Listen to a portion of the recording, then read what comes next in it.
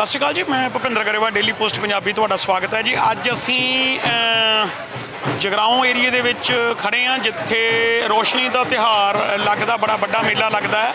ਔਰ ਬਾਬਾ ਮੁਹਕਮਦੀਨ ਜੀ ਜਿਨ੍ਹਾਂ ਦੇ ਅਸੀਂ ਦਰਬਾਰ ਤੇ ਖੜੇ ਹਾਂ। ਔਰ ਇਹ ਜਿਹੜੀ ਰੋਸ਼ਨੀ ਦਾ ਮੇਲਾ ਕਾਫੀ ਚਿਰ ਤੋਂ 100 ਸਾਲ ਤੋਂ ਵੀ ਉੱਪਰ ਹੋ ਗਿਆ, ਉਸ ਤੋਂ ਉਦੋਂ ਦਾ ਲੱਗ ਰਿਹਾ ਜੀ। ਔਰ ਤੁਸੀਂ ਦੇਖ ਸਕਦੇ ਹੋ ਸਾਹਮਣੇ ਦਰਬਾਰ ਬਾਬਾ ਮੁਹਕਮਦੀਨ ਜੀ ਦਾ।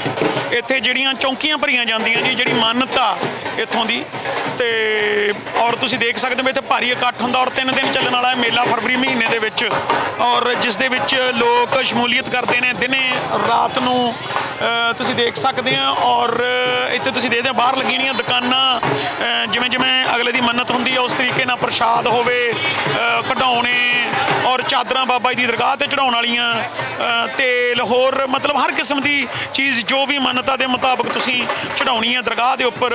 ਕੋਈ ਜਹਾਜ਼ ਚੜਾਉਂਦਾ ਹੈ, ਕੋਈ ਖਿਡੌਣਾ ਚੜਾਉਂਦਾ ਹੈ, ਕੋਈ ਕਿੱਥੋਂ ਦੀ ਮੰਨਤ ਮੰਗਦਾ ਹੈ। ਸੋ ਇਸੇ ਤਰੀਕੇ ਨਾਲ ਇੱਥੇ ਹਰ ਇੱਕ ਵਰਗ ਹਰ ਆਪਣੀ ਹਾਜ਼ਰੀ ਲਵਾਉਂਦਾ। ਸੋ ਜਿਸ ਤਰ੍ਹਾਂ ਪਹਿਲਾਂ ਵੀ ਜ਼ਿਕਰ ਕੀਤਾ ਵੀ ਜਗਰਾਓਂ ਦੀ ਰੋਸ਼ਨੀ ਮਸ਼ਹੂਰ ਹੈ। ਇਸ ਦਰਗਾਹ ਦੇ ਉੱਪਰ ਜਿੱਥੇ ਬਾਬਾ ਮੁਹਕਮਦੀਨ ਜੀ ਦੀ ਦਰਗਾਹ ਵਾ, ਉੱਥੇ ਬਾਬਾ ਨੂਰਦੀਨ ਜੀ ਸਾਡੇ ਨਾਲ ਨੇ। ਅਸੀਂ ਉਹਨਾਂ ਤੋਂ ਪੁੱਛਦੇ ਹਾਂ ਵੀ ਕੀ ਮਹੱਤਤਾ ਇਸ ਜਗ੍ਹਾ ਦੀ, ਕੀ ਵਿਲੱਖਣਤਾ ਹੈਗੀ। ਸੋ ਬਾਬਾ ਜੀ ਸਤਿ ਸ਼੍ਰੀ ਅਕਾਲ ਜੀ। ਬਾਬਾ ਜੀ ਕਿਵੇਂ ਇੱਥੇ ਸ਼ੁਰੂਆਤ ਕਿਵੇਂ ਹੋਈ ਸੀ ਆਪਣੇ, ਜਦੋਂ ਬਾਬਾ ਜੀ ਮੁਹਕਮਦੀਨ ਜੀ ਆਏ ਸੀ, ਕਿਸ ਤਰ੍ਹਾਂ, ਥੋੜ੍ਹਾ ਜਿਹਾ ਐਕਸਪਲੇਨ ਕਰੋ, ਸਾਨੂੰ ਦੱਸੋ ਥੋੜ੍ਹਾ ਜਿਹਾ। ਪਹਿਲਾਂ ਤਾਂ ਸਾਹਿਬ ਫਤਿਹ ਬੁਲਾਓ, ਜਕਾਰਾ ਲਾਓ ਬਾਬਾ ਜੀ ਦਾ। ਹਜ਼ਰਤ ਬਾਬਾ ਮੁਹਕਮਦੀਨ ਵਲੀ ਅੱਲਾ ਦੀ ਜੈ। ਬਿਸਮਿਲ੍ਲਾਹਿਰ ਰਹਿਮਾਨਿਰ ਰਹੀਮ। ਸਰਕਾਰ ਨੌਣੀ ਸ਼ਹਿਰ, ਮਨਕਾਣਾ ਮਹੱਲਾ, ਜ਼ਿਲ੍ਹਾ ਬਲਟੋਹਾ ਦੇ ਰਹਿਣ ਵਾਲੇ ਸੀ, पाकिस्तान। और जब सरकार ने उतों कोई इश्क जाग्या तो अपने पीर और मुर्शिद की भाल टोल शुरू की। भाल टोल शुरू करने तो गलबात करते हुए, मुलाकात करते हुए तो सरहंद शरीफ और ख्वाजा गरीब नवाज दे दर्शन दीदार करने वास्ते पहुँचे। जो उत्थे उन्होंने देखा भी हाँ इत्थे मैनू कुछ दीन फैलाउण दा मौका मिल सकता और मेरा जो भी जन्नत जान दा, जीवन सफल करन दा मौका हासिल कर लांगे। तो अल्लाह ताला ने मेहर की। ख्वाजा गरीब नवाज सरहंद वाले उन्होंने इन्हां सरकारां नूं अपना मरीद बनाया और इन्होंने जाए क्या, उन्हें पूछा गया भी हाँ तुसीं किवें आए हो। तो बाबा जी ने बेनती की कि असीं पीर और मुर्शिद तुहानूं बनाउण आए हाँ, असीं गुरु दा रुतबा जिहड़ा वो तुहाडे कोलों लैण आए हाँ भी असीं तुहानूं गुरु बनाउणा। तो बाबा जी ने आशीर्वाद दिता, कलमा पढ़ाया गया। कलमा पढ़ाउण तो बाद जो भी इन्हां नूं इल्म दी हासिल करन दी तलीम दित्ती गई, उस तो बाद बाबा जी ने एक ऐसा उन्हां नूं हुक्म लाया कि तुसीं बाबा फरीद तो अगे पहुँच के आपकी तपस्या करनी। तो बाबा फरीद तो अगे पहुँचे बाबा जी। उस टाइम ते इन्हां ने आपकी तपस्या करके 12 साल पिंड रत्ती रोड़ी फरीदकोट तो अगे उत्थे इन्हां ने आपकी भगती की। 12 साल जानी उत्थे इन्होंने भगती आपदी की। आपदे जो भी अल्लाह नूं याद करना सी, अल्लाह कोलों मंग मंगनी सी, उत्थे बैठ के मंगी। और सरकार उत्थों जो 12 साल हो गए तो गौफ दे विच आए तो वापस फिर सरहंद शरीफ चले गए। सरकार सरहंद शरीफ चले गए तो सरहंद शरीफ फिर इन्हों हुक्म होया, जो चले गए उत्थे वापस बाबा जी ने एक नाल लाया और इल्म की तलीम का ਜੋ ਵੀ ਗੱਲਬਾਤ ਕੀਤੀ ਇਹਨਾਂ ਨੂੰ ਦੱਸਿਆ ਗਿਆ ਸੀ, ਉਹਨਾਂ ਨੇ ਦੇਖਿਆ ਵੀ ਹਾਂ ਹੈ ਕੁਛ। ਫਿਰ ਇਹਨਾਂ ਨੂੰ ਆਰਡਰ ਲਾਇਆ ਕਿ ਤੁਸੀਂ ਜਗਰਾਓਂ ਸ਼ਰੀਫ ਇੱਕ ਬਸਤੀ ਆ ਕਿ ਉੱਥੇ ਜਾ ਕੇ ਦੀਨ ਫੈਲਾਉਣਾ ਸ਼ੁਰੂ ਕਰੋ। ਤੋ ਸਰਕਾਰ ਉੱਥੋਂ ਚੱਲਦੇ ਪਹਿਲਾਂ ਜਾਣੀ ਦੱਸਦੇ ਆ ਵੱਡੇ ਬਜ਼ੁਰਗ, ਸਦੀਆਂ ਪੁਰਾਣਾ ਜਿਹਦਾ ਇਤਿਹਾਸ ਚੱਲਦਾ ਆ ਰਿਹਾ ਉਹੀ ਉਹ ਦੱਸਦੇ ਸੀ ਕਿ ਜੀ ਇਹ ਉੱਥੋਂ ਆ ਕੇ 5 ਨੰਬਰ ਚੁੰਗੀ ਦੇ ਅੰਦਰਲੇ ਪਾਸੇ ਮਾਈ ਸਦਰਾਂ ਦਾ ਘਰ ਸੀ। ਤੋ ਉਹੀ ਬਾਬਾ ਜੀ ਦਾ ਘਰ ਬਣਾਇਆ ਗਿਆ। ਉੱਥੇ ਇਹਨਾਂ ਨੇ ਆਪਣਾ ਇੱਕ ਭੋਰਾ ਸਾਹਿਬ ਬਣਾਇਆ। ਭੋਰਾ ਸਾਹਿਬ ਬਣਾ ਕੇ ਉੱਥੇ ਆਪਣੀ ਭਗਤੀ ਦੇ ਵਿੱਚ ਉਹ ਮਹਿਲ ਹੋ ਗਏ। ਤੋ ਸਰਕਾਰ ਦੇ ਦੱਸਦੇ ਸੀ ਵੱਡੇ ਬਜ਼ੁਰਗ ਜੋ ਡਾਕਟਰ ਮਹਿੰਦਰ ਸਿੰਘ ਸਾਹੋ ਕੇ, ਉਹਨਾਂ ਦੇ ਨਾਲ ਮੀਆਂ ਬਸੰਤ ਬਾਬਾ ਜੀ, ਇਹ ਜਦੋਂ ਕੋਈ ਗੱਲ ਕਰਦੇ ਸੀ ਤਾਂ ਅਸੀਂ ਕਿਤੇ ਨਾ ਕਿਤੇ ਬੈਠ ਕੇ ਸੁਣਦੇ ਜ਼ਰੂਰ ਸੀ ਕਿ ਬਾਬਾ ਜੀ ਦੇ 5 ਰਾਣੀਆਂ ਸੀ। ਸਭ ਤੋਂ ਵੱਡੀ ਰਾਣੀ ਜਿਹੜੀ ਸੀ ਉਹਦਾ ਨਾਂ ਮਾਈ ਦੀਨਾ ਸੀ। ਉਸ ਤੋਂ ਛੋਟੀ ਦਾ ਨਾਂ ਮਾਈ ਚੰਦੋ ਔਰ ਮਾਈ ਦੰਦੋ ਤੇ ਮਾਈ ਸਦਰਾਂ ਤੇ ਮਾਈ ਪਾਗਦਾਮਨ। ਇਹ 5 ਰਾਣੀਆਂ ਸਰਕਾਰ ਦੇ ਦੱਸਦੇ ਹੋ। ਉਸ ਤੋਂ ਬਾਅਦ ਜਦੋਂ ਵੀ ਦੀਨ ਫੈਲਾਉਣਾ ਸ਼ੁਰੂ ਕੀਤਾ ਤੇ ਬਾਬਾ ਅਹਿਮਦ ਸ਼ਾਹ ਆਗਰੇ ਵਾਲੇ ਜਦੋਂ ਇਹਨਾਂ ਨੂੰ ਆ ਕੇ ਮੁਰੀਦ ਬਣਾਉਣਾ ਸ਼ੁਰੂ ਕੀਤਾ ਤੇ 48 ਮੁਰੀਦ ਆਪਣੇ ਬਣਾਏ ਤੇ 5 ਯਾਰ ਆਪਣੇ ਚੁਣੇ। 5 ਯਾਰ ਚੁਣਨ ਤੋਂ ਬਾਅਦ ਆਪਣੀ ਭਗਤੀ ਕੀਤੀ। ਭਗਤੀ ਕਰਨ ਤੋਂ ਬਾਅਦ ਮੁਰੀਦ ਵੀ ਬਣਾਏ ਗਏ। ਜੋ ਮੁਰੀਦ ਬਣੇ ਉਹਨਾਂ ਨੇ ਆਪਦਾ ਅੱਡੋ ਅੱਡੀ ਰੁਤਬਾ ਪਾਇਆ। ਜਿਵੇਂ ਜਿਵੇਂ ਰੁਤਬਾ ਪਾਇਆ ਉਵੇਂ ਇਲਮ ਹਕੀਕੀ ਨੂਰੀ ਸਭ ਤੇ ਅੱਲਾ ਨੇ ਸਿਰ ਤੇ ਹੱਥ ਦਿੱਤਾ, ਰਹਿਮਤ ਕੀਤੀ। ਬਾਬਾ ਜੀ ਨੇ ਆਪਣੇ ਮੁਰੀਦ ਜੋ ਬਾਬਾ ਅਹਿਮਦ ਸ਼ਾਹ ਆਗਰੇ ਵਾਲੇ ਸੀ ਉਹਨਾਂ ਨੂੰ ਆਰਡਰ ਲਾਇਆ ਵੀ ਆਪਦਾ ਤੁਸੀਂ ਜਾ ਕੇ ਦੀਨ ਨੂੰ ਫੈਲਾਉਣਾ ਸ਼ੁਰੂ ਕਰੋ। ਬਈ ਜੋ ਵੀ ਇਲਮ ਤੁਹਾਨੂੰ ਦਿੱਤਾ ਗਿਆ, ਪੜ੍ਹਾਇਆ ਗਿਆ, ਇਹਨੂੰ ਉਸਤਾ ਕਰੋ। ਤੋ ਜਦੋਂ ਬਾਬਾ ਜੀ ਆਗਰਾ ਵਿੱਚ ਪਹੁੰਚੇ ਬਾਬਾ ਅਹਿਮਦ ਸ਼ਾਹ ਤੋ ਇੰਨਾ ਕੁ ਝੱਖੜ ਝੋਲਾ ਹਨੇਰੀ ਛੱਡਤਾ ਸਰਕਾਰਾਂ ਨੇ, ਅੱਲਾ ਨੇ, ਕਿ ਉਹ ਇੱਕ ਨਿੰਮ ਦੇ ਪੇੜ ਦੇ ਥੱਲੇ ਬੈਠ ਗਏ। ਜਦੋਂ ਬੈਠ ਗਏ ਤੇ ਉੱਥੇ ਸਾਹਮਣੇ ਇੱਕ ਸੇਠ ਤੇ ਸੇਠ ਰਾਣੀ ਰਹਿੰਦੇ ਸੀ, ਉਹਨਾਂ ਦੇ ਔਲਾਦ ਨਹੀਂ ਸੀ। ਜਦੋਂ ਉਹਨਾਂ ਦੇ ਔਲਾਦ ਨਹੀਂ ਸੀ ਤਾਂ ਉਹ ਜਿਹੜੀ ਸੇਠ ਰਾਣੀ ਸੀ ਕਿ ਇੰਨਾ ਮੀਂਹ ਝੱਖੜ ਝੋਲਾ ਚੱਲੀ ਜਾਂਦਾ ਸੀ ਤੇ ਉਹਨਾਂ ਨੇ ਆਖਿਆ ਬਾਬਾ ਜੀ ਨੂੰ ਜਾ ਕੇ ਕਿ ਬਾਬਾ ਜੀ ਤੁਸੀਂ ਪਰਦਾ ਕਰ ਦਈਏ ਤੁਹਾਨੂੰ। ਜਦੋਂ ਸੇਠ ਘਰ ਆਇਆ ਉਸ ਟਾਈਮ ਤੇ ਆਖਿਆ ਇਕੱਲੀ ਨਹੀਂ ਗਈ ਸੀ ਤਾਂ ਉਹਨਾਂ ਨੇ ਕਿਹਾ ਨਹੀਂ ਭਾਈ।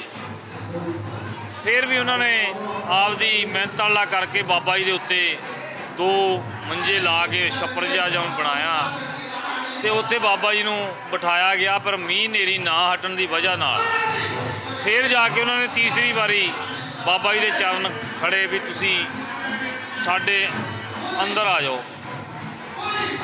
ਤੇ ਹੁਣ ਬਾਬਾ ਜੀ ਨੂੰ ਵੀ ਤਾਂ ਪਤਾ ਹੀ ਸੀ ਕਿ ਸੇਠ ਜਾਂ ਸੇਠ ਰਾਣੀ ਦੇ ਘਰੇ ਔਲਾਦ ਨਹੀਂ, ਖੇਡਣਾ ਨਹੀਂ ਹੈ। ਉੱਥੋਂ ਉੱਠ ਕੇ ਬਾਬਾ ਜੀ ਉਹਨਾਂ ਦੇ ਘਰ ਵਿੱਚ ਜਦੋਂ ਦੇਹੜੀ ਅੰਦਰ ਪੈਰ ਰੱਖਣ ਲੱਗੇ, ਕਹਿੰਦੇ ਮੰਗੋ ਕੀ ਮੰਗਦੇ ਹੋ। ਤਾਂ ਉਹਨਾਂ ਨੇ ਇਹੀ ਗੱਲ ਕਹੀ ਕਿ ਬਾਬਾ ਜੀ ਤੁਹਾਡਾ ਦਿੱਤਾ ਬਹੁਤ ਕੁਛ। ਜਦੋਂ ਤੀਸਰਾ ਵਚਨ ਬਾਬਾ ਜੀ ਨੇ ਕੀਤਾ ਵੀ ਮੰਗ ਲਓ, ਕਹਿੰਦੇ ਜੀ ਖੇਡਣਾ ਹੈ ਨਹੀਂ। ਤੇ ਸਰਕਾਰ ਦੱਸਦੇ ਸੀ ਕਿ ਉਹਦੇ 70 ਸਾਲ ਦੀ ਉਮਰ ਸੀ। ਜੋ 70 ਸਾਲ ਦੀ ਉਮਰ ਸੀ, ਕਿਉਂ ਇਹਦਾ ਇਤਿਹਾਸ ਕੋਈ ਲਿਖਿਆ ਨਹੀਂ ਗਿਆ। ਜੋ ਇਹ ਬੋਲਦੇ ਸੀ ਉਹੀ ਅਸੀਂ ਦੱਸ ਰਹੇ ਹਾਂ, ਹੋਰ ਸਾਨੂੰ ਇਹਦੇ ਬਾਰੇ ਇੰਨੀ ਨੌਲੇਜ ਨਹੀਂ। ਫਿਰ ਬਾਬਾ ਜੀ ਨੇ ਜਦੋਂ ਇੰਨੀ ਬਚਨ ਕਹੇ ਕਿ ਚੰਗਾ ਭਾਈ ਖੇਡਣਾ ਆ ਜਾਊਗਾ, ਤਾਂ 70 ਸਾਲ ਬਾਅਦ ਉਹਨਾਂ ਦੇ ਘਰੇ ਔਲਾਦ ਪੈਦਾ ਹੋਈ। ਜਦੋਂ ਉਹਨਾਂ ਦੇ ਘਰੇ ਔਲਾਦ ਪੈਦਾ ਹੋਈ ਫਿਰ ਬਾਬਾ ਜੀ ਨੂੰ ਉਹਨਾਂ ਨਾਲ ਮੁਲਾਕਾਤ ਦੁਬਾਰੇ ਫਿਰ ਉਹ ਸੇਠ ਦੀ ਹੋਈ। ਜਦੋਂ ਸੇਠ ਦੀ ਦੁਬਾਰੇ ਉਹ ਹੋਈ, ਗੱਲਬਾਤ ਹੋਈ, ਤਾਂ ਜਿਹੜਾ ਉਹਨਾਂ ਨੇ ਜਾ ਕੇ ਕੌਤਕ ਦੇਖਿਆ, ਜਦੋਂ ਬਾਬਾ ਜੀ ਉੱਥੋਂ ਉੱਠ ਕੇ ਇੱਕ ਰਾਮ ਪੂਜਾ ਚੱਲਦੀ ਸੀ। ਰਾਮ ਪੂਜਾ, ਜੋ ਰਾਮ ਪੂਜਾ ਚੱਲਦੀ ਸੀ, ਬਾਬਾ ਜੀ ਤੁਰੇ ਜਾਂਦੇ ਸੀ ਤੇ ਉਹਨਾਂ ਨੇ ਪੁੱਛਿਆ ਗਿਆ ਕਿ ਭਾਈ ਇੰਨਾ ਇਕੱਠ ਕੀਤਾ ਕੀ ਆ? ਉਹ ਕਹਿੰਦੇ ਵੀ ਤੈਨੂੰ ਨਹੀਂ ਪਤਾ ਕਿ ਰਾਮ ਪੂਜਾ ਚੱਲਦੀ ਆ, ਵੀ ਰਾਮ ਦੀ ਪੂਜਾ ਕੀਤੀ ਜਾਂਦੀ ਆ। ਉਹ ਕਹਿੰਦੇ ਭਾਈ ਤੁਸੀਂ ਦੁੱਧ ਪਿਆਉਂਦੇ ਹੋ, ਕੀ ਇਹ ਮੂਰਤੀਆਂ ਦੁੱਧ ਪੀਂਦੀਆਂ? ਉਹਨਾਂ ਨੇ ਜਾਣੀ ਫਿਰ ਵੀ ਉਹਦਾ ਗੱਲ ਦਾ ਜਵਾਬ ਸਹੀ ਢੰਗ ਨਾਲ ਨਹੀਂ ਦਿੱਤਾ ਗਿਆ। ਉਹਨਾਂ ਦੇ ਵਿੱਚ ਇੱਕ ਆਦਮੀ ਉੱਠਿਆ ਕਿ ਤੁਸੀਂ ਜੇ ਮੂਰਤੀਆਂ ਨੂੰ ਦੁੱਧ ਪਿਆ ਸਕਦੇ ਹੋ ਤਾਂ ਤੁਸੀਂ ਪਿਆ ਲਓ, ਜੇ ਪੱਥਰ ਹੀ ਦੁੱਧ ਪੀਣ ਲੱਗੇ ਤਾਂ ਪਿਆ ਲਓ। ਕਹਿੰਦੇ ਭਾਈ ਦੇਖ ਲਓ। ਚਲੋ ਜਦੋਂ ਗੱਲਬਾਤ ਹੋਈ, ਉਹ ਬੰਦਾ ਨੇ ਗੱਲਬਾਤ ਆਖੀ ਕਿ ਚੰਗਾ ਭਾਈ ਮੂਰਤੀਆਂ ਨੂੰ ਦੁੱਧ ਵੀ ਪਿਆਉਂਦੇ ਆ ਤੇ ਮੂਰਤੀਆਂ ਬੋਲਣਗੀਆਂ ਵੀ। ਜਦੋਂ ਸਰਕਾਰ ਮੇਰੀ ਅੱਲਾ ਨੇ ਰਹਿਮਤ ਕੀਤੀ, ਕਰਮ ਕੀਤਾ ਔਰ ਬਾਬਾ ਜੀ ਨੇ ਰਹਿਮਤ ਸਦਕਾ ਦੁਆ ਕੀਤੀ ਤਾਂ ਤਾਰ ਨਾਲ ਤਾਰ ਜੁੜੀ। ਜੋ ਤਾਰ ਨਾਲ ਤਾਰ ਜੁੜੀ ਤੇ ਇਕੱਠ ਮਜਮਾ ਲੱਗਿਆ ਹੋਇਆ ਸੀ, ਉਹਨਾਂ ਨੂੰ ਆਖਿਆ ਗਿਆ ਕਿ ਬਾਲਟੀ ਦੇ ਵਿੱਚ ਦੁੱਧ ਲੈ ਕੇ ਆਓ, ਢੱਕ ਕੇ ਉੱਪਰੋਂ ਲੈ ਕੇ ਆਉਣਾ, ਨੰਗਾ ਨਹੀਂ ਲੈ ਕੇ ਆਉਣਾ। ਤਾਂ ਉਹ ਆਦਮੀ ਜੋ ਇਕੱਠੇ ਹੋਏ ਸੀਗੇ, ਮਜਮੇ ਦਾ ਮਜਮਾ, ਉਹਨਾਂ 'ਚੋਂ 2 ਬੰਦੇ ਗਏ ਤੇ 2 ਬੰਦੇ ਜਾ ਕੇ ਦੁੱਧ ਸਰਕਾਰ ਦੇ ਲਿਆ ਕੇ ਹਾਜ਼ਰ ਕੀਤਾ। ਜਦੋਂ ਸਰਕਾਰ ਦੇ ਹਾਜ਼ਰ ਕੀਤਾ ਕਿ ਲੈ ਭਾਈ ਦੁੱਧ ਲਿਆਂਦਾ, ਤੂੰ ਪੱਥਰ ਦੀਆਂ ਮੂਰਤੀਆਂ ਨੂੰ ਦੁੱਧ ਪਿਆ ਦੇ। ਕਿ ਉਹਨਾਂ ਨੇ, ਸਰਕਾਰਾਂ ਨੇ ਫਿਰ ਇਹੀ ਲਫ਼ਜ਼ ਕਿਹਾ ਕਿ ਭਾਈ ਮੈਂ ਨਹੀਂ ਦੁੱਧ ਪਿਆਉਣਾ, ਦੁੱਧ ਤਾਂ ਇਹਨਾਂ ਨੇ ਅੱਲਾ ਨੇ ਪਿਆਉਣਾ, ਮੇਰੇ ਗੁਰੂ 'ਚ ਦਮ ਹੋਊਗਾ ਤੇ ਦੁੱਧ ਪੀ ਲੈਣਗੀਆਂ। ਉਹਨਾਂ ਨੇ, ਅੱਲਾ ਨੇ ਆਪਦੇ ਗੱਲਬਾਤ ਕੀਤੀ, ਉਹਨਾਂ ਨੇ ਅੱਲਾ ਦਾ ਨਾਮ ਧਿਆ ਕੇ ਆਪਦੇ ਗੁਰੂ ਨੂੰ ਯਾਦ ਕਰਕੇ ਕਿ ਕਿਹਾ ਵੀ ਤੁਸੀਂ ਦੁੱਧ ਮੂਰਤੀਆਂ ਨੂੰ ਪਿਆਉਣਾ। ਜਦੋਂ ਮੇਰੀ ਸਰਕਾਰ ਦੁੱਧ ਮੂਰਤੀਆਂ ਨੂੰ ਪਿਆਉਣਾ ਆਖਿਆ ਕਿ ਤਾਰ ਨਾਲ ਤਾਰ ਅਟੈਚ ਹੋਈ ਤੇ ਕਿਹਾ ਕਿ ਭਾਈ ਦੇਖ ਲਓ ਇਹਨਾਂ ਦੇ ਥੱਲੇ ਕੁਛ ਹੈ ਤਾਂ ਨਹੀਂ? ਕਹਿੰਦੇ ਨਹੀਂ। ਮੂਰਤੀਆਂ ਨੂੰ ਦੇਖਿਆ ਗਿਆ ਤੇ ਉਹ ਸਰਕਾਰ ਜਦੋਂ ਗਲਾਸ ਭਰਦੇ ਸੀ, ਮੂੰਹ ਨੂੰ ਲਾਉਂਦੇ ਸੀ ਤੇ ਦੁੱਧ ਖਤਮ ਹੋ ਜਾਂਦਾ ਸੀ। ਉਹਨਾਂ ਨੇ ਬਾਲਟੀ ਦੀ ਬਾਲਟੀ ਉਹਨਾਂ ਮੂਰਤੀਆਂ 3 ਨੂੰ ਦੁੱਧ ਪਿਆਇਆ ਤੇ ਉਹ ਦੇਖਣ ਆਲੇ ਦੁਆਲੇ ਵਾਲੇ ਵੀ ਕੀ ਗੱਲਬਾਤ ਆ, ਵੀ ਦੁੱਧ ਕਿੱਥੇ ਜਾਂਦਾ। ਉਹਨਾਂ ਨੇ ਸਾਰਾ ਕੁਝ ਦੇਖਿਆ। ਉਹਨਾਂ ਨੇ ਫਿਰ ਵੀ ਕਿਹਾ ਕਿ ਨਹੀਂ, ਇਹ ਤਾਂ ਇੱਕ ਜਾਦੂ ਆ। ਜਦੋਂ ਮੇਰੀ ਸਰਕਾਰ ਬਾਬਾ ਜੀ ਨੇ ਫਿਰ ਸਾਨੂੰ ਇੱਥੇ ਇਹ ਗੱਲ ਕਹੀ, ਆਖੀ ਦੱਸੀ ਸੀ ਕਿ ਜਦੋਂ ਇਹਨਾਂ ਨੇ ਕਿਹਾ ਕਿ ਭਾਈ ਹੁਣ ਮੂਰਤੀਆਂ ਬੋਲਣਗੀਆਂ, ਸੁਣ ਲਿਓ।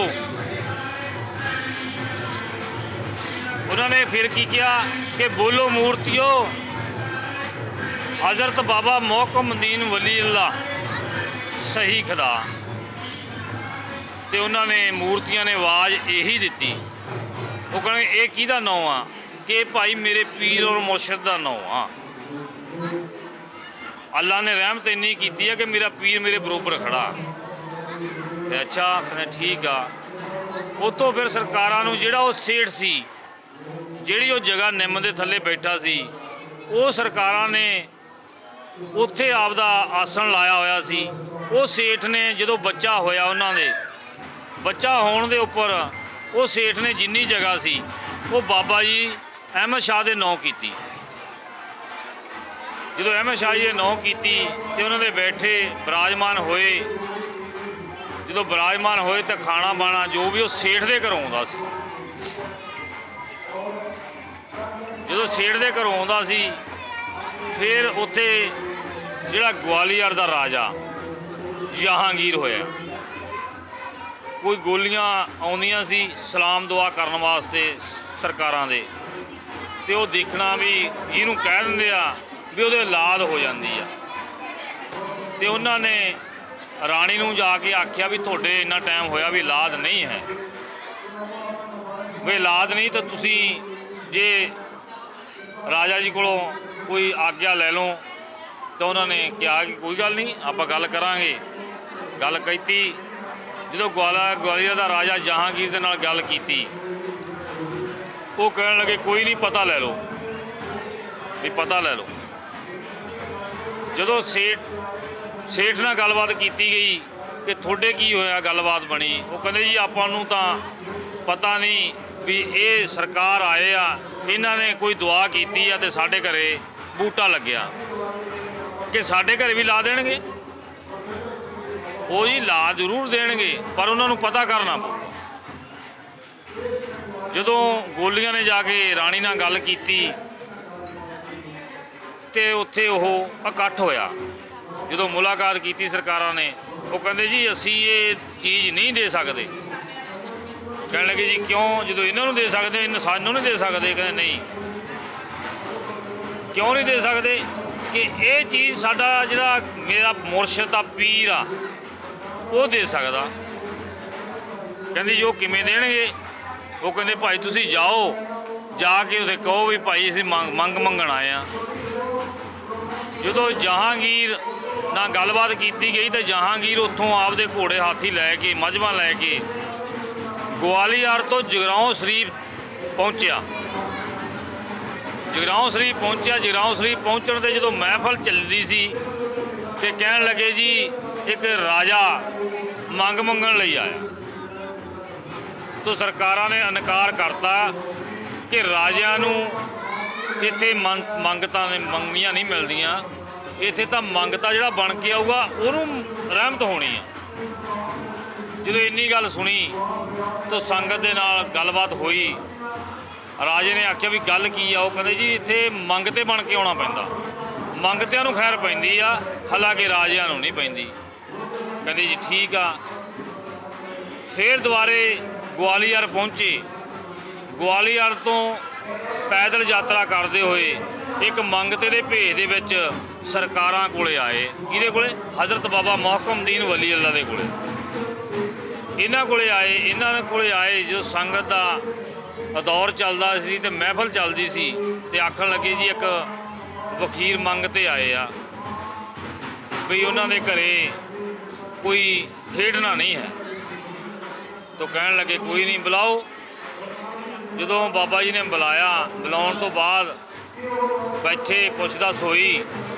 ਪੁੱਛਦਾਸ ਹੋਣ ਤੋਂ ਬਾਅਦ ਫਿਰ ਉਹਨਾਂ ਨੂੰ ਬਾਬਾ ਜੀ ਨੇ ਇੱਕ ਵਚਨ ਕੀਤੇ ਕਿ ਪਹਿਲਾਂ ਮੀਂਹ ਆਊਗੀ, ਹਨੇਰੀ ਆਊਗੀ, ਫਿਰ ਮੀਂਹ ਆਊਗਾ। ਸੰਗਤ ਦੇਖਣ ਲੱਗੀ ਵੀ ਹਨੇਰੀ ਮੀਂਹ ਦਾ ਕੀ ਮਸਲਾ। ਕਹਿਣ ਲੱਗੇ ਜੀ ਨਹੀਂ ਬਈ ਤੁਸੀਂ ਸਿੱਧੇ ਇੱਕ ਲਫ਼ਜ਼ਾਂ ਦੇ ਵਿੱਚ ਵਚਨ ਕਰੋ। ਉਹਨਾਂ ਨੇ ਫਿਰ ਕਿਹਾ ਕਿ ਪਹਿਲਾਂ ਲੜਕੀ ਹੋਊਗੀ, ਫਿਰ ਲੜਕਾ ਹੋਊਗਾ। ਇੰਨੀ ਗੱਲ ਕਹਿ ਕੇ ਸਰਕਾਰ ਪਹਿਲਾਂ ਹੱਸੇ ਫਿਰ ਰੋਏ। ਕਹਿਣ ਲੱਗੇ ਜੀ ਕੀ ਗੱਲ? ਉਹ ਕਹਿੰਦੇ ਵੀ ਜਿਹੜੀ ਲੜਕੀ ਹੋਊਗੀ ਉਹ ਵੀ ਠੀਕ ਹੋਊਗੀ, ਪਰ ਜਿਹੜਾ ਲੜਕਾ ਹੋਊਗਾ ਉਹਦਾ ਨਾਂ ਸ਼ਾਹਜਹਾਨ ਰੱਖਣਾ। ਸਾਰੇ ਦੇਸ਼ਾਂ ਦਾ ਸ਼ਾਹ ਹੋਊਗਾ। ਸਾਰਾ ਗੱਲਬਾਤ ਕਰਕੇ ਬਾਬਾ ਜੀ ਨੇ ਵਚਨ ਕੀਤੇ ਕਿ ਸ਼ਾਹਜਹਾਨ ਉਹਦਾ ਨਾਂ ਰੱਖਣਾ। ਜਦੋਂ ਇਹ ਗੱਲ ਹੋਈ ਪਹਿਲਾਂ ਹੱਸੇ ਫਿਰ ਰੋਏ। ਉਹ ਕਹਿੰਦੇ ਰੋਨੇ ਕਿਉਂ? ਪਹਿਲਾਂ ਹੱਸੇ ਹੋ ਖੁਸ਼ੀ ਦਾ। ਉਹ ਕਹਿੰਦੇ ਪਹਿਲਾਂ ਮੈਨੂੰ ਖੁਸ਼ੀ ਸੀ ਵੀ ਇਹ ਪੁੱਛੋ ਨਾ ਗੱਲ ਕੀ ਆ। ਕਹਿਣ ਲੱਗੇ ਨਹੀਂ ਦੱਸੋ। ਤਾਂ ਸਰਕਾਰਾਂ ਨੇ ਫਿਰ ਵਚਨ ਕੀਤੇ ਕਿ ਜਦੋਂ ਇਹਦਾ ਜਨਮ ਹੋਊਗਾ ਇਹ ਸਾਰੇ ਦੇਸ਼ਾਂ ਦਾ ਸ਼ਾਹ ਹੋਊਗਾ, ਪਰ ਇਹਨਾਂ ਦਾ ਗੱਦੀ ਪਿੱਛੇ ਰੌਲਾ ਪਊਗਾ। ਚਲੋ ਜੀ, ਰਹਿਮਤ ਹੋਈ। ਜਹਾਂਗੀਰ ਦੇ ਘਰੇ ਔਲਾਦ ਹੋਈ। ਔਲਾਦ ਹੋਣ ਤੋਂ ਬਾਅਦ ਫਿਰ ਉਹ ਜਗਰਾਓਂ ਸ਼ਰੀਫ ਬਾਸੀ ਦੇ ਵਿੱਚ ਪਹੁੰਚੇ। ਸਰਕਾਰਾਂ ਨੂੰ ਆ ਕੇ ਪੁੱਛਿਆ ਗਿਆ ਕਿ ਜੀ ਸਾਡੇ ਵਾਸਤੇ ਕੀ ਹੁਕਮ ਆ। ਸਰਕਾਰਾਂ ਨੇ ਕਿਹਾ ਕਿ ਤੁਹਾਡੀ ਜੋ ਸ਼ਰਧਾ ਮਨ ਦੀ, ਤੁਹਾਡੀ ਭਾਵਨਾ, ਉਹਨੂੰ ਉਸਤਾ ਕਰੋ। ਸਾਡੇ ਵਚਨ ਨਹੀਂ ਕੋਈ ਵੀ। ਬਈ ਅੱਲਾ ਨੇ ਜੋ ਕੁਝ ਦਿੱਤਾ ਤੁਹਾਨੂੰ ਅੱਲਾ ਨੇ ਦਿੱਤਾ। ਕਿਉਂ? ਅਸੀਂ ਵੀ ਅੱਲਾ ਨੂੰ ਯਾਦ ਕਰਨ ਵਾਲੇ। ਅੱਲਾ ਨੇ ਦਿੱਤਾ, ਸਾਡੀ ਕੋਈ ਇਹਦੇ 'ਚ ਉਸਤਾ ਨਹੀਂ। ਫਿਰ ਉਹਨਾਂ ਨੇ ਕੀ ਇਹੀ ਕੰਮ ਕੀਤਾ ਕਿ ਚਾਂਦੀ ਦੇ ਚਿਰਾਗ ਬਣਾਏ। ਚਾਂਦੀ ਦੇ ਚਿਰਾਗ ਬਣਾਏ, ਦੇਸੀ ਘਿਓ ਪਾ ਕੇ ਪੂਰਾ ਜਿੰਨਾ ਮਜਮਾ ਸ਼ਹਿਰ ਦਾ ਸੀਗਾ ਪੂਰੇ ਸ਼ਹਿਰ ਦੇ ਵਿੱਚ ਰੋਸ਼ਨੀ ਕੀਤੀ। ਇਹ ਉੱਥੋਂ ਰੋਸ਼ਨੀ ਮੇਲਾ ਪ੍ਰਸਿੱਧ ਹੋਇਆ ਬਾਬਾ ਜੀ ਦੇ ਨਾਂ ਤੇ। ਉੱਥੋਂ ਰੋਸ਼ਨੀ ਮੇਲਾ ਹਜ਼ਰਤ ਬਾਬਾ ਮੁਹਕਮਦੀਨ ਬੱਲੇ ਵਾਲਾ ਦੇ ਨਾਂ ਤੇ ਰੋਸ਼ਨੀ ਮੇਲਾ ਪ੍ਰਸਿੱਧ ਹੋਇਆ।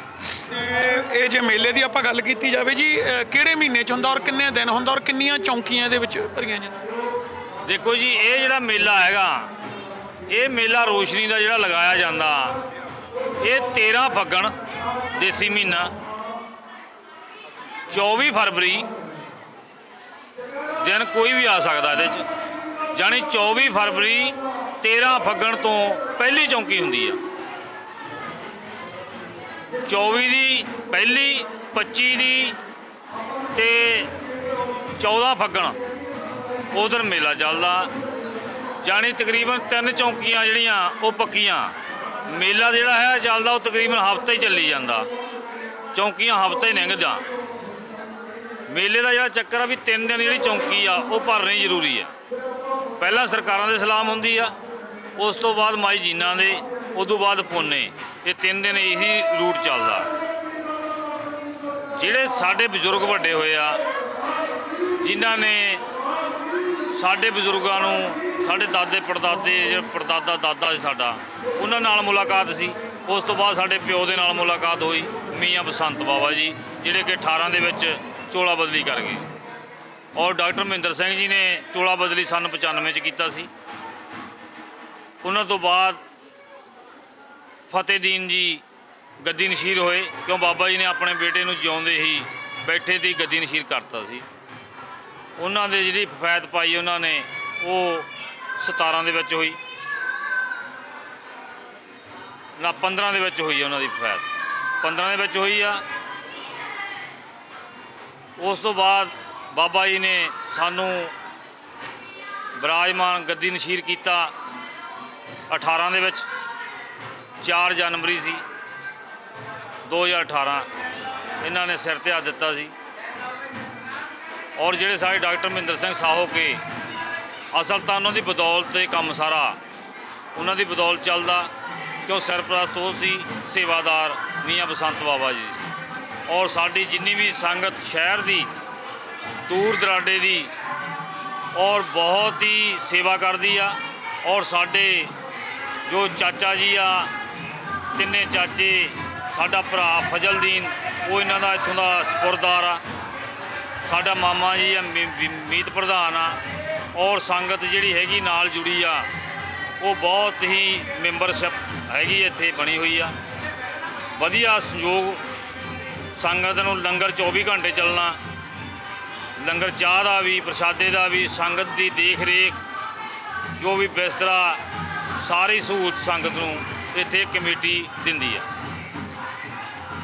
ਬਾਕੀ ਅਸੀਂ ਸੰਗਤ ਨੂੰ ਬੇਨਤੀ ਕਰਦੇ ਹਾਂ ਕਿ ਸਾਡੇ ਵੱਲੋਂ ਸੰਗਤ ਨੂੰ ਲੱਖ ਲੱਖ ਵਧਾਈ ਆ ਇਸ ਮੇਲੇ ਦੀ, ਜਿਹੜਾ ਕਿ ਸੰਗਤ ਹੁੰਮ ਹੰਭਾ ਕੇ ਦੂਰ ਦਰਾਡੇ ਤੋਂ ਇਸ ਬਿਮਾਰੀ ਦੇ ਦੌਰ ਚੱਲਦੇ ਹੋਏ ਵੀ, ਕਰੋਨਾ ਵਾਇਰਸ ਦੇ ਵਿੱਚ ਚੱਲਦੇ ਹੋਏ ਵੀ, ਉਹ ਇੱਥੇ ਦਰਸ਼ਨ ਦਰਾਦ ਕਰਨ ਵਾਸਤੇ ਬਾਬਾ ਜੀ ਦੇ ਆਏ। ਔਰ ਉਹਨਾਂ ਨੂੰ ਲੱਖ ਲੱਖ ਵਧਾਈ ਆ ਔਰ ਲੱਖ ਲੱਖ ਮੁਬਾਰਕਾਂ। ਜੀ ਆਇਆਂ ਨੂੰ, ਸਿਰ ਮੱਥੇ ਜਿੰਨੇ ਕਦਮ ਲੈ ਕੇ ਆਏ ਆ। ਬਾਕੀ ਜੋ ਵੀ ਸੰਗਤਾਂ ਇੱਥੇ ਮਾਨਤਾ ਮੰਗਦੀਆਂ, ਉਹ ਤਕਰੀਬਨ ਹਰ ਸਾਲ ਦੀ ਸਾਲ ਹੀ ਮਾਨਤਾ ਮੰਗ ਕੇ ਜਾਂਦੇ, ਹਰ ਸਾਲ ਦੀ ਸਾਲ ਹੀ ਮਾਨਤਾ ਜੋ ਚੜ੍ਹਾ ਕੇ ਜਾਂਦੇ ਆ। ਦੁੱਧ ਵਾਲੇ ਨੂੰ ਦੁੱਧ, ਪੁੱਤ ਵਾਲੇ ਨੂੰ ਪੁੱਤ, ਕਾਰੋਬਾਰ ਨੂੰ ਕਾਰੋਬਾਰ, ਰੁਜ਼ਗਾਰ ਨੂੰ ਰੁਜ਼ਗਾਰ ਦਿੰਦੇ ਨੇ। ਔਰ ਬਾਬਾ ਜੀ ਬਹੁਤ ਹੀ ਕਿਰਪਾ ਕਰਦੇ ਨੇ, ਬਹੁਤ ਹੀ ਸੰਗਤਾਂ ਦਾ ਜੋ ਵੀ ਸੁਖਣਾ ਸੁੱਖਦੇ ਆ ਉਹ ਪੂਰੀਆਂ ਕਰਦੇ ਨੇ। ਸੋ ਸਾਡੇ ਨਾਲ ਕੁਝ ਸ਼ਰਧਾਲੂ ਮੌਜੂਦ ਨੇ, ਅਸੀਂ ਉਹਨਾਂ ਤੋਂ ਪੁੱਛਦੇ ਹਾਂ। ਕੀ ਨਾਮ ਹੈ ਜੀ ਤੁਹਾਡਾ? ਮੇਰਾ ਤਰਸੇਮ ਸਿੰਘ ਹੈ। ਕਿੰਨੀ ਕੁ ਦੇਰ ਤੋਂ ਇੱਥੇ ਆਉਂਦੇ ਹੋ ਜੀ? ਮੈਨੂੰ ਆਉਂਦਾ ਤਾਂ 40-45 ਸਾਲ ਹੋ ਗਏ, ਵੱਧ ਹੀ ਹੋ ਗਏ ਮੈਨੂੰ। ਔਰ ਜੇ ਜਗ੍ਹਾ ਦੀ ਗੱਲ ਕੀਤੀ ਜਾਵੇ, ਬਾਬਾ ਜੀ ਦੀ ਗੱਲ ਕੀਤੀ ਜਾਵੇ ਵੀ ਬਾਬਾ ਜੀ ਦੇ ਕਹਿਣ ਮੁਤਾਬਕ ਇੱਥੇ ਮੰਨਤਾਂ ਪੂਰੀਆਂ ਹੁੰਦੀਆਂ ਨੇ। ਔਰ ਇਸ ਜਗ੍ਹਾ 'ਤੇ ਰੋਸ਼ਨੀ ਦਾ ਤਿਉਹਾਰ ਆ, ਜਗਰਾਵਾਂ ਇਸ ਕਰਕੇ ਵੀ ਜਾਣਿਆ ਜਾਂਦਾ ਹੈ। ਤੁਸੀਂ ਇਸ ਦੇ ਬਾਰੇ? ਇਸ ਕਰਕੇ ਜਾਣਿਆ ਜਾਂਦਾ, ਜੋ ਇਹ ਜਗਰਾਓਂ ਸ਼ਰੀਫ ਹੋ ਚੁੱਕੀ ਆ, ਇਹ 5 ਪੀਰੀ ਹੋ ਚੁੱਕੀ ਹੈ। 5 ਪੀਰੀ ਜਾਣੀ ਕਿ ਜਗਰਾਓਂ ਨਹੀਂ, ਜਗਰਾਓਂ ਸ਼ਰੀਫ ਸੀ, ਜਿੱਥੇ ਜਾਣੀ ਕਿ ਫਕੀਰ ਰਹਿੰਦੇ ਸੀ। ਜੋ ਇੱਥੇ ਬਾਬਾ ਲੱਪੇ ਸ਼ਾਹ ਸੀ, ਬਾਬਾ ਮਹਿਦੀ ਸ਼ਾਹ ਸੀ, ਬਾਬਾ ਕਬੂਤਰ ਸ਼ਾਹ ਸੀ, ਬਾਬਾ ਟੁੰਡੇ ਸ਼ਾਹ ਸੀ, ਉਧਰੋਂ ਬਾਬਾ ਮੁਕਮਦੀਨ ਸੀ। ਇਹ 5 ਪੀਰੀ ਆ ਕੇ ਜਗਰਾਉਂ ਦੇ ਵਿੱਚ ਇਹਨਾਂ ਨੇ ਇੱਕ ਜਗਰਾਉਂ ਬੰਨੀ। ਸਾਨੂੰ ਆਉਂਦਿਆਂ ਨੂੰ ਜਾਣੀ ਕਿ 40-45 ਸਾਲ ਤੋਂ ਉੱਤੇ ਟਾਈਮ ਹੋ ਗਿਆ, ਜਾਣੀ ਕਿ ਮੇਰੀ ਉਮਰ ਜਿੱਥੇ ਤੱਕ ਜਦ ਮੈਂ ਸੁਰਤ ਸੰਭਲੀ ਆ। ਬਾਬਾ ਮੀਆਂ ਬਸੰਤ ਬਾਬਾ ਸੀ, ਮੈਂ ਉਹਨਾਂ ਦੇ ਨਾਲ ਹੀ ਰਹਿੰਦਾ ਸੀ, ਉਹਨਾਂ ਦੇ ਨਾਲ ਹੀ ਸੇਵਾ ਕਰਦੇ ਸੀ। ਜੋ ਉਹਨਾਂ ਨੇ ਦੱਸਿਆ ਵੀ ਇੱਥੇ ਜਿੰਨੇ ਵੀ ਕੋਈ ਸ਼ਰਧਾਲੂ ਆਉਂਦਾ, ਜਿੰਨਾ ਕੋਈ ਦੁੱਧ ਵਾਲੇ ਨੂੰ ਦੁੱਧ, ਪੁੱਤ ਵਾਲੇ ਨੂੰ ਪੁੱਤ, ਧਨ ਵਾਲੇ ਨੂੰ ਧਨ, ਦੌਲਤ ਵਾਲੇ ਨੂੰ ਦੌਲਤ, ਤੰਦਰੁਸਤੀ ਵਾਲੇ ਨੂੰ ਤੰਦਰੁਸਤੀ, ਜਿਹਦਾ ਸਰੀਰ ਨਹੀਂ ਠੀਕ ਉਹਨੂੰ ਵੀ ਠੀਕ ਕਰਦੇ ਨੇ। ਜੋ ਕਿਸੇ ਦੇ ਅੰਦਰ ਆ, ਜੋ ਸ਼ਰਧਾ ਦੇ ਨਾਲ ਆ, ਜਿਵੇਂ ਆਪਾਂ ਕਹਿੰਦੇ ਵੀ ਪੇਟ ਦੇ ਵਿੱਚ ਕੋਈ ਨੁਕਸ ਪੈ ਗਿਆ, ਉਹ ਵੀ ਬਾਬਾ ਜੀ ਅਰਛਾਂ ਦੇ ਡਾਕਟਰ ਮੰਗਾ ਕੇ ਠੀਕ ਕਰ ਦਿੰਦੇ। ਜੋ ਮੀਆਂ ਬਸੰਤ ਬਾਬਾ ਜੀ ਨੇ ਸੇਵਾ ਕੀਤੀ ਆ, ਜੋ ਉਹਨਾਂ ਨੇ ਲੈਂਟਰ ਪਾਏ ਨੇ, ਜੋ ਉਹਨਾਂ ਨੇ ਜੋ ਬਾਉਂਡਰੀ ਬਣਾਈ ਆ, ਇੱਧਰ ਲੈਂਟਰ ਪਾਇਆ, ਉੱਧਰ ਲੰਗਰ ਬਣਾਇਆ ਵਾ, ਉਹਨਾਂ ਨੇ ਆਪਦੀ ਰੇਖ ਰੇਖ ਦੇ ਥੱਲੇ ਕੀਤੀ। ਸੋ ਤੁਸੀਂ ਦੇਖਿਆ ਅਸੀਂ ਜਿਸ ਤਰ੍ਹਾਂ ਅੰਦਰ ਬਾਬਾ ਜੀ ਨਾਲ ਗੱਲ ਕੀਤੀ, ਨਾਲ ਇੱਕ ਸਾਡੇ ਹੋਰ ਆ ਇੱਥੇ ਸ਼ਰਧਾਲੂ ਨੇ। ਕੀ ਨਾਮ ਹੈ ਜੀ ਤੁਹਾਡਾ? ਮੇਰਾ ਨਾਮ ਦਿਲਪ੍ਰੀਤ ਸਿੰਘ ਜੀ। ਤੇ ਕਿਹੜਾ ਪਿੰਡ ਆਪਣਾ, ਨੇੜੇ ਹੋ ਕਿ ਬਾਹਰੋਂ ਆਏ ਹੋ ਕਿਤੋਂ? ਮੇਰਾ ਪਿੰਡ ਕੌਂਵੇ ਕਲਾਂ ਜੀ, ਇੱਥੇ ਨੇੜੇ ਹੀ ਆ, ਬਸ 2-4 ਕਿਲੋਮੀਟਰ ਦੀ ਦੂਰੀ ਤੇ ਆ। ਕਿੰਨੀ ਕੁ ਦੇਰ ਤੋਂ ਤੁਸੀਂ ਇਸ ਮੇਲੇ ਤੇ ਆਉਂਦੇ ਹੋ? ਇਹ ਮੇਲੇ ਤੋਂ ਮੈਂ ਤਾਂ ਜੀ ਨਿੱਕਾ ਹੁੰਦਾ ਹੀ ਆਉਣਾ ਸੀ। ਪਹਿਲਾਂ ਮੇਰੇ ਫਾਦਰ ਸਾਹਿਬ ਨਾਲ ਰਿਹਾ, ਗਾਂ ਉਹ ਦੱਸਦੇ ਆ ਵੀ ਗਾਂ ਸਾਡੇ ਦਾਦੇ ਪੜਦਾਦੇ ਵੀ ਬਹੁਤ ਟਾਈਮ ਦੇ ਇੱਥੇ ਆਉਂਦੇ ਆ, ਤੇ ਮੈਂ ਤਾਂ ਨਿੱਕਾ ਹੁੰਦੇ ਤੋਂ ਆਉਣਾ ਜੀ। ਤੇ ਜੇ ਆਪਾਂ ਗੱਲ ਕੀਤੀ ਜਾਵੇ ਵੀ ਦਰਗਾਹ ਦੀ, ਜਿਵੇਂ ਅੰਦਰ ਬਾਬਾ ਜੀ ਜਿਹੜੇ ਗੱਦੀ ਨਸ਼ੀਨ ਨੇ ਉਹਨਾਂ ਨੇ ਸਾਨੂੰ ਦੱਸਿਆ ਵੀ ਇੱਥੇ ਮੰਗੀਆਂ ਮੁਰਾਦਾਂ ਪੂਰੀਆਂ ਹੁੰਦੀਆਂ, ਤੁਸੀਂ ਕਦੇ ਕੋਈ ਮੁਰਾਦ ਸੁੱਖੀ ਔਰ ਪੂਰੀ ਹੋਈ ਤੁਹਾਡੀ? ਨਹੀਂ ਜੀ, ਮੈਂ ਤਾਂ ਸੁੱਖੀ ਨਹੀਂ, ਕਿਉਂ ਝੂਠ ਮਾਰਾਂ, ਪਰ ਲੋਕਾਂ ਨੇ ਬਹੁਤ ਸੁੱਖਿਆ। ਜਿੰਨੇ ਵੀ ਨਾਲ ਦੇ ਹੋਰ ਬੰਦੇ ਉਹ ਦੱਸਦੇ ਆ ਵੀ ਜਿੰਨੇ ਮੁਰਾਦ ਆਪਾਂ ਕੋਈ ਸੁੱਖਦੇ ਆ ਉਹ ਪੂਰੀ ਹੁੰਦੀ ਆ। ਲੋਕੀ ਦੂਰੋਂ ਦੂਰੋਂ ਆਉਂਦੇ ਆ ਇੱਥੇ। ਤੇ ਜਿਹੜੀ ਜੇ ਰੋਸ਼ਨੀ ਦੀ ਗੱਲ ਕੀਤੀ ਜਾਵੇ, ਰੋਸ਼ਨੀ ਦੇ ਤਿਉਹਾਰ ਤੇ ਸ਼ੁਰੂ ਹੋਇਆ ਤਾਂ ਸਾਨੂੰ ਪਤਾ ਲੱਗ ਗਿਆ ਵੀ ਕਿੰਨੇ ਕੁ ਲੋਕਾਂ 'ਚ ਉਤਸ਼ਾਹ ਹੁੰਦਾ ਇਸ। ਤੁਸੀਂ ਕਿੰਨੀ ਕੁ ਵੇਟ ਕਰ ਰਹੇ ਹੋ ਇਸ ਮੇਲੇ ਦੀ? ਨਹੀਂ, ਸ਼ਹਿਰ ਵਾਸੀਆਂ ਨੂੰ ਬਾਹਲਾ ਉਤਸ਼ਾਹ ਹੁੰਦਾ ਵੀ, ਕਿਉਂਕਿ ਚੱਕਰ ਇਹ ਆ ਵੀ ਉਹਨਾਂ ਨੂੰ ਇੱਕ ਚਾਅ ਹੁੰਦਾ ਵੀ ਮੇਲਾ ਲੱਗਣਾ ਵਾ, ਮੇਲੇ 'ਚ ਜਾਣਾ ਵਾ, ਘੁੰਮਣਾ ਵਾ। ਤੇ ਬਾਕੀ ਪੀਰਾਂ ਦੀ ਜਗ੍ਹਾ ਲੋਕੀ ਦੂਰੋਂ ਦੂਰੋਂ ਆਉਂਦੇ ਆ। ਤੇ ਮੰਨ ਲਓ ਵੀ ਕੁਸ਼ਤੀ ਮੇਲਾ ਵੀ ਕਰਵਾਉਂਦੇ ਆ ਬਾਹਰ, ਇੱਕ ਦੂ ਬਾਰ-ਬਾਰ ਸਾਈਡ ਤੇ ਚੰਡੋਲਾਂ ਲੱਗੀਆਂ। ਚਾਅ ਤਾਂ ਹੁੰਦਾ ਹੀ ਹੈ ਸਾਰਿਆਂ ਨੂੰ ਜੀ। ਮਤਲਬ ਹਰ ਵਰਗ ਇੱਥੇ ਆ ਕੇ ਖੁਸ਼ ਹੁੰਦਾ, ਚਾਹੇ ਉਹ ਬਜ਼ੁਰਗ ਹੋਵੇ, ਚਾਹੇ ਨੌਜਵਾਨ ਹੋਵੇ, ਚਾਹੇ ਬੱਚਾ ਹੋ। ਹਾਂਜੀ ਹਾਂਜੀ, ਸਾਰੇ ਹੀ ਆਉਂਦੇ ਆ, ਕਿਉਂਕਿ ਸਾਰਿਆਂ ਦਾ ਮਨੋਰੰਜਨ ਆ ਇੱਥੇ ਜੀ। ਮੇਲਾ ਦਾ ਮੇਲਾ ਦੇਖ ਲੈਂਦੇ ਆ, ਬਾਕੀ ਫਨ ਕਰ ਲੈਂਦੇ ਆ, ਸਾਰਾ ਕੁਝ ਮਿਲਦਾ ਇੱਥੇ ਜੀ। ਸੋ ਸਾਡੇ ਨਾਲ ਇੱਕ ਇੱਥੇ ਦੁਕਾਨਦਾਰ ਨੇ, ਮੈਂ ਕੈਮਰਾਮੈਨ ਨੂੰ ਕਹੂੰਗਾ ਉੱਧਰ ਵੀ ਘੁਮਾਇਆ ਜਾਵੇ। ਉਹ ਵੀ ਇੱਥੇ ਕਾਫੀ ਮਤਲਬ ਦੁਕਾਨਦਾਰਾਂ ਦੇ ਵਿੱਚੋਂ ਇੱਕ ਨੇ। ਸੋ ਕੀ ਨਾਮ ਹੈ ਜੀ ਤੁਹਾਡਾ? ਅਬਦੁਲ ਰਸ਼ੀਦ। ਤੇ ਕਿੰਨੀ ਕੁ ਦੇਰ ਤੋਂ ਤੁਸੀਂ ਇੱਥੇ ਤੇ ਜੀ ਅਸੀਂ ਆ ਰਹੇ ਹਾਂ ਜੀ 60-70 ਸਾਲਾਂ ਤੋਂ, ਸਾਡੇ ਬਜ਼ੁਰਗਾਂ ਤੋਂ ਚੱਲੇ ਆ ਰਹੇ ਹਾਂ ਅਸੀਂ। ਤੇ ਜੇ ਗੱਲ ਕੀਤੀ ਜਾਵੇ ਇਸ ਦਰਗਾਹ ਦੀ ਜਾਂ ਮੇਲਿਆਂ ਦੀ, ਤੁਹਾਡੇ ਕੋਲ ਅਸੀਂ ਦੇਖ ਸਕਦੇ ਹਾਂ ਵੀ ਇੱਥੇ ਖਿਡੌਣੇ ਘੋੜੇ ਵੀ ਪਏ ਆ, ਤੇਲ ਹੈ, ਜੋ ਵੀ ਦਰਗਾਹ ਤੇ ਫੁੱਲ ਚੜਾਉਂਦੇ ਆ, ਜਾਂ ਜਹਾਜ਼ ਹੈ, ਕੀ ਲੋਕ ਮੰਨਤਾਂ ਮੰਗਦੇ, ਉਸ ਦੇ ਹਿਸਾਬ ਨਾਲ ਇਹ ਚੀਜ਼ਾਂ ਚੜਾਵਾ ਚੜਦਾ ਕਿ ਵੈਸੇ ਹੀ ਚੜਦਾ ਜੀ? ਨਹੀਂ ਜੀ, ਮੰਨਤਾਂ ਮੰਨੀਆਂ ਜਾਂਦੀਆਂ ਨੇ। ਇਹ ਜਿਹੜਾ ਘੋੜਾ ਚੜਦਾ ਹੈ, ਇੱਥੇ ਦੀ ਆਣ ਹੈ ਵੀ ਪੁੱਤਾਂ ਨੂੰ ਘੋੜਿਆਂ ਵਾਂਗੂ ਰੱਖਿਆ ਜਾਊਗਾ। ਜਿਹੜੇ ਫੁੱਲ ਨੇ ਇਹ ਬੂਟਾ ਉਰੇ ਲੱਗਦਾ ਹੈ, ਸੁੱਕਿਆ ਜਾਂਦਾ ਹੈ, ਲਾ ਕੇ ਬੂਟਾ ਰੱਬ ਘਰੇ ਬੂਟਾ ਦਊਗਾ। ਉਹਦੇ ਜਿਹੜਾ ਨਵਾਂ ਵਿਆਹ ਕੇ ਆਉਂਦਾ ਨਾ, ਉਹ ਬੂਟਾ ਲਾ ਕੇ ਹੀ ਜਾਂਦਾ ਹੈ। ਬਾਬਾ ਜੀ ਉਹਨਾਂ ਨੂੰ ਬੂਟਾ ਉਹਨਾਂ ਦੇ ਘਰ ਦੇ ਵਿੱਚ ਲਾਉਂਦਾ ਹੈ। ਇਹ ਉਰੇ ਦੀ ਆਣ ਹੈ। ਤੇ ਜੇ ਆਪਾਂ ਲੋਕਾਂ ਦੀ ਗੱਲ ਕਰੀਏ, ਜਿਵੇਂ ਲੋਕ ਇੱਥੇ ਆਉਂਦੇ ਨੇ, ਅਸੀਂ ਦੇਖਿਆ ਹੁਣ ਰਾਤ ਦੇ ਤਕਰੀਬਨ 10-10:30 ਵੱਜ ਚੁੱਕੇ ਨੇ। ਕੀ ਇਹ ਕਿੰਨੀ ਕੁ ਦੇਰ ਤੱਕ ਚੱਲਦਾ? ਕੋਈ ਸਮਾਪਤੀ ਦਾ ਟਾਈਮ ਆ ਕਿ ਲਗਾਤਾਰ ਹੀ ਜਿਹੜਾ 3-4 ਦਿਨ ਚੱਲਦਾ? ਹੁਣ ਤਾਂ ਜੀ ਕੁਝ ਟਾਈਮ ਹੋ ਗਿਆ। ਪਹਿਲਾਂ 24 ਘੰਟੇ ਚੱਲਦਾ ਸੀ ਇਹ, ਅੱਜ ਤੋਂ 20 ਸਾਲ ਪਹਿਲਾਂ। ਹੁਣ ਤਾਂ ਇਹ ਟਾਈਮ ਨਾਲ 10, 10:30, 11 ਵਜੇ ਐਂਡ ਹੋ ਜਾਂਦਾ ਹੈ। ਦਰਬਾਰ 24 ਘੰਟੇ ਖੁੱਲ੍ਹਾ ਹੈ। ਪਰ ਜੇ ਆਪਾਂ ਗੱਲ ਕਰੀਏ ਇੱਥੇ, ਜਿਵੇਂ ਆ ਹੁਣ ਬਣੀ ਮਾਰਕੀਟਾਂ ਦੀ ਹੈ, ਸ਼ਾਇਦ ਇਹਦੇ ਕਰਕੇ ਵੀ ਥੋੜਾ ਬਹੁਤਾ ਘਟ ਗਿਆ ਕਿ ਪਹਿਲਾਂ ਤੋਂ ਹੀ ਇਸ ਤਰ੍ਹਾਂ ਸੀ ਕਿ ਬਾਜ਼ਾਰ ਖੁੱਲ੍ਹਾ ਸੀ ਪਹਿਲਾਂ? ਨਹੀਂ, ਪਹਿਲਾਂ ਆਬਾਦੀ ਦੇ ਹਿਸਾਬ ਦੇ ਨਾਲ ਇਹ ਬਾਜ਼ਾਰ ਬਹੁਤ ਖੁੱਲ੍ਹਾ ਲੱਗਦਾ ਸੀ। ਹੁਣ ਆਬਾਦੀ ਵੱਧ ਗਈ, ਹੁਣ ਬਾਜ਼ਾਰ ਭੀੜਾ ਲੱਗ ਰਿਹਾ ਜੀ। ਲੇਕਿਨ ਬਾਜ਼ਾਰ ਉੱਥੇ ਹੀ ਖੜਾ ਜਿੱਥੇ ਹੈਗਾ ਸੀ। ਸੋ ਤੁਸੀਂ ਦੇਖਿਆ ਵੀ ਕਿਸ ਤਰ੍ਹਾਂ ਅਸੀਂ ਇੱਥੋਂ ਲੋਕਾਂ ਤੋਂ ਵੀ ਜਾਣਕਾਰੀ ਲਈ, ਗੱਦੀ ਨਸ਼ੀਨ ਜਿਹੜੇ ਬਾਬਾ ਜੀ ਉਹਨਾਂ ਤੋਂ ਵੀ ਲਈ ਵੀ ਕਿਸ ਤਰ੍ਹਾਂ ਇਸ ਰੋਸ਼ਨੀ ਦੇ ਤਿਉਹਾਰ ਦੀ ਸ਼ੁਰੂਆਤ ਹੋਈ ਸਦੀਆਂ ਪਹਿਲਾਂ। ਔਰ ਹਰ ਇੱਕ ਦੇ, ਚਾਹੇ ਉਹ ਪੁੱਤ ਦੀ ਮੰਗ ਹੋਵੇ, ਚਾਹੇ ਉਹ ਕਿਸੇ ਕੰਮ ਦੀ ਮੰਗ ਹੋਵੇ, ਚਾਹੇ ਕਿਸ ਤਰ੍ਹਾਂ ਦੀ ਵੀ ਮੰਗ ਹੋਵੇ, ਉਸ ਦੀਆਂ ਮੰਗੀਆਂ ਮੁਰਾਦਾਂ ਪੂਰੀਆਂ ਹੁੰਦੀਆਂ ਨੇ। 3 ਚੌਂਕੀਆਂ ਭਰ ਕੇ ਉਸ ਦੀਆਂ ਮੰਗੀਆਂ ਮੁਰਾਦਾਂ ਪੂਰੀਆਂ ਹੁੰਦੀਆਂ। ਔਰ ਜੇ ਰੌਂਗ ਨਾ ਹੋਵਾਂ ਤਾਂ ਇੱਥੇ ਇੱਕ ਲੋਕ ਬੋਲੀਆਂ ਔਰ ਲੋਕ ਗਥਾਵਾਂ, ਲੋਕ ਗੀਤਾਂ ਦੇ ਵਿੱਚ ਵੀ ਇਹਨਾਂ ਨੂੰ ਜ਼ਿਕਰ ਕੀਤਾ ਜਾਂਦਾ, ਜਿੱਥੇ ਇੱਕ ਬੋਲੀ ਕਹੀ ਜਾਂਦੀ ਆ, ਆਰੀ ਆਰੀ ਆਰੀ ਵਿੱਚ ਜਗਰਾਵਾਂ ਦੇ ਇੱਕ ਲੱਗਦੀ ਰੋਸ਼ਨੀ ਭਾਰੀ। ਔਰ ਜੇ ਪਰਲੋ ਆ ਜਾਂਦੀ, ਜੇ ਹੁੰਦੀ ਨਾ ਪੁਲਿਸ ਸਰਕਾਰੀ। ਸੋ ਇਸ ਬੋਲੀ ਦੇ ਨਾਲ ਅਸੀਂ ਇਸ ਰੋਸ਼ਨੀ ਦੇ ਤਿਉਹਾਰ ਨੂੰ ਅਲਵਿਦਾ ਕਹਿੰਦੇ ਹੋਏ, ਕੈਮਰਾਮੈਨ ਦੇਸ਼ਰਾਜ ਦੇ ਨਾਲ ਭੁਪਿੰਦਰ ਗਰੇਵਾਲ, ਡੇਲੀ ਪੋਸਟ ਪੰਜਾਬੀ, ਜਗਰਾਉਂ।